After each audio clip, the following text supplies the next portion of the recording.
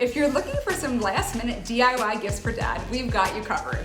First, we're gonna show you how to make a gratitude pack using a 4 or 6 pack of Dad's favorite drink.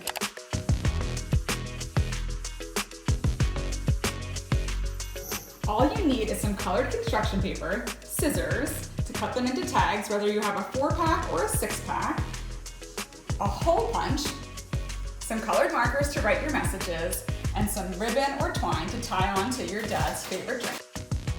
I like to help the kids by making the tags ahead of time.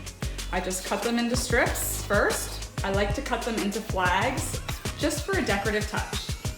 Then we go ahead and add our hole punch before our message so we know not to write over top. Now you write your message. All that's left to do is choose your ribbon or twine, whatever you're gonna tie your messages to your bottles with. Cut them with a scissor, thread them through the hole that you punched, and tie them to each bottle. Next up, we're gonna set the table for a perfect Father's Day, whether it's brunch, lunch, or dinner, with these adorable bow tie utensil holders. To make these adorable bow tie place settings, all you need are paper napkins, dinner size, some utensils, plastic is fun if you're dining outdoors, and then an assortment of washi tape to make all different bow ties. First, you lay your napkin flat, then place the utensils into the center. Use your fingers to pinch the napkin around the utensils in the shape of a bow tie.